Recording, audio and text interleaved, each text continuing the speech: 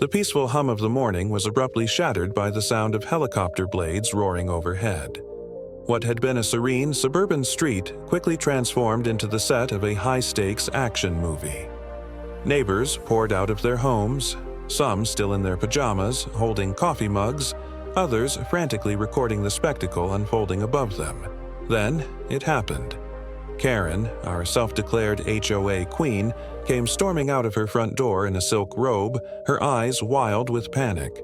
She screeched as massive chains locked around her precious Lexus, the SUV she considered her throne. Slowly, the car began to lift, hovering off the ground, its shiny exterior gleaming in the sunlight as the crowd gasped and cheered. As the spectacle unfolded, my driveway was finally free. But Karen's moment of triumph was about to come crashing down.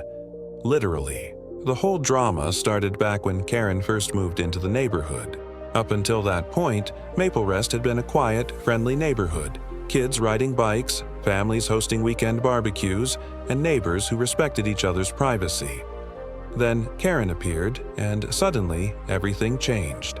She quickly became the self-appointed enforcer of community standards, armed with a clipboard and an attitude that could stop traffic. I had my run-ins with Karen before. My front yard was home to a beautiful garden of untamed roses, something she deemed an eyesore. She called them unruly, demanding they be pruned to meet her exacting standards. But my roses had been there, longer than the HOA had even existed. When I politely refused, Karen shot back with her usual mantra: rules are rules. She didn't just police gardens, she policed lives. One morning, as I walked out to grab my coffee, I found her Lexus parked horizontally across my driveway, blocking both of my garage doors.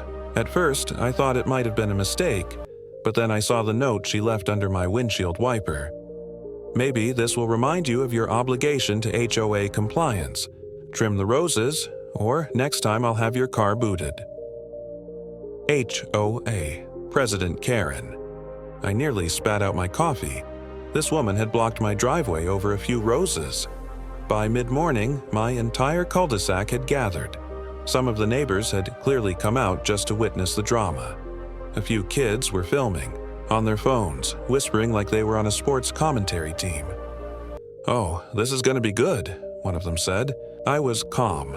After all, this was my driveway, and I wasn't going to let her get away with this nonsense. "Karen!" I called out from across the street, raising my voice just enough for everyone to hear. "Would you mind moving your car?" The doctor to her house swung open, and there she stood, clipboard in hand, sunglasses perched on her nose, looking like she was ready to lecture. "This is a lawful immobilization of property," she said, speaking like she was reading from a script. "You failed to comply with HOA standards. Until you do, your access is revoked." I blinked. "Revoked? This is my driveway, my property." She smirked. "You signed the covenant. The HOA has the right to enforce compliance." Her smugness was infuriating, but I was calm. I set my coffee down on the hood of her car, watching her eyes widen. "Move it," I said, "or they'll have it towed." Her lips curled into a smile I could only describe as malicious. "Go ahead," she purred. "I already called the towing company. They're under contract with us. They won't touch my car." And just like that, she sauntered back inside, leaving her SUV as a monument to her petty power play. Neighbors buzzed, whispering about what had just happened. Some were worried, others excited. But all of us knew this wasn't about the roses anymore. It was about power. Karen flexing her authority in the most public way possible. And then, as I stood there, seething with a mix of frustration and amusement, the idea came to me. What if I could turn this around and make Karen the spectacle? Make her feel the same humiliation she so often inflicted on others? I'd been planning it for days, and now I knew exactly what I needed to do. The following day, Karen's Lexus sat exactly where it had the day before. It had become a public attraction, a symbol of her control, and I was about to turn the tables. The only thing I needed was the right equipment. Luckily, I had a few connections that Karen never could have imagined. I called Rodney, an old friend of mine who ran a helicopter lifting service. He was the kind of guy who could lift industrial containers with ease, and when I told him I needed a favor, he didn't hesitate. He laughed when I explained what I needed. "A car? You sure you want to do this?" I assured him I did. "It's blocking my driveway, and it's illegal. I've got photos and witnesses. Can you do it? Send me the address, I'll make it happen." The plan was set. Early Saturday morning, as the neighborhood was still waking up, I got the word. The helicopter was en route. Rodney's chopper crested the tree line, its blades cutting through the air like thunder. The sound drew everyone out of their houses. Coffee. Mugs froze mid-sip. Phones were raised to capture the madness unfolding in front of them. Karen, who had been lecturing the neighbors on recycling bins, looked up, confused and then angry as the helicopter hovered above her precious Lexus. The chains were lowered, securing the car as it was lifted off the ground, rising higher and higher into the air. The neighbors erupted in cheers, and Karen's shrill cries were drowned out by the noise of the chopper blades. But that wasn't the best part. The helicopter didn't just lift her Lexus into the air, it had a destination. Rodney had been precise, and when the Lexus was high enough, I knew where it was going.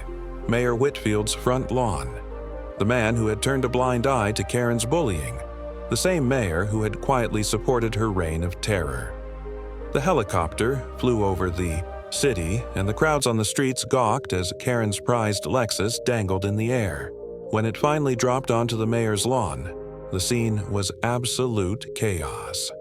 The mayor and his brunch guests scattered, phones raised in disbelief as the car hit the lawn with a thud. The cameras clicked, the guests gasped, and the mayor's face turned pale as a sheet. Back in Maple Rest, the neighborhood erupted in a mixture of laughter and disbelief.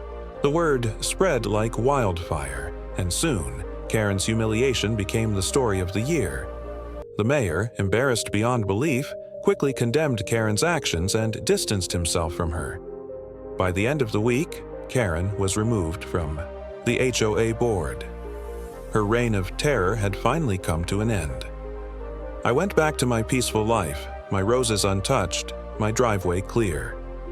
Neighbors waved at me, offering smiles of support as they passed by. And Karen? She tried to fight back, but the tide had turned. She sold her house, moved away, and left Maple Rest behind. As I sat on my porch, sipping my coffee, I couldn't help but think about the absurdity of it all. The helicopter, the crowd, Karen's frantic screams. It had all been worth it. The real lesson wasn't about revenge. It was about standing up to bullies and showing the world that power built on fear can be toppled. Sometimes, the best way to deal with a bully is to show them that their power doesn't last forever.